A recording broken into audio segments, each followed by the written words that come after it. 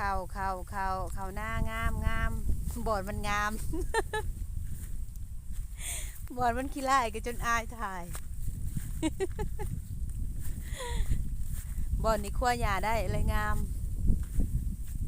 เบิ่งหญ้ามันนะพี่ไปถ่ายอยู่เที่ยงเด้อลูกเด้อ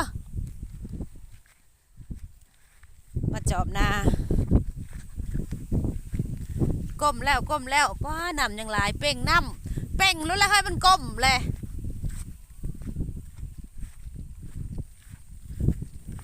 ให้นี่งามขั้วหญ้าได้หญ้าบ่มีจักเส้นวางขั้วหญ้าบ่ได้กับปะโตบ่อยากเว้าเลยขี้ร้ายนี่หยับมาในทางนี้บ่งามเลยขี้ร้ายขั้วหญ้าบ่ได้ดิขั้วหญ้าบ่ได้เฮ็ดให้เทียดอยู่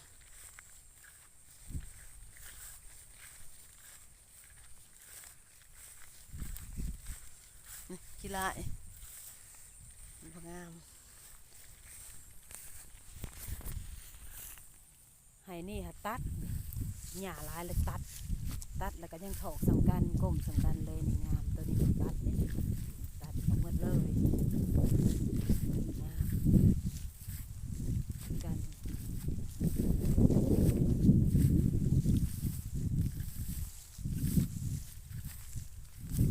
ตัดกับตัวบ่ตัด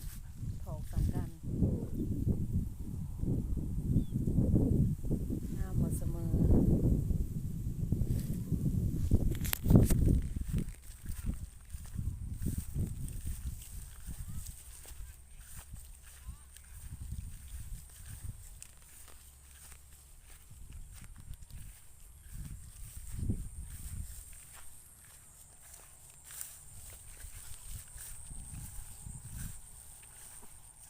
นี่ตัวนี้ตัดเลยให้นี่ตัดส่วงนะก็งามอยู่ได้นี่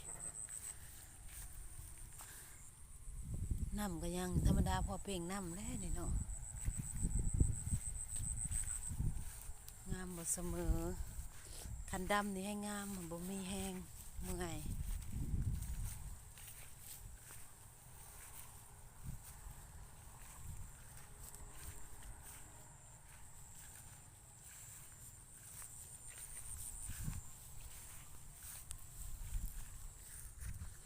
ว่างนี่ขั้วหญ้าบ่ได้หญ้าตาย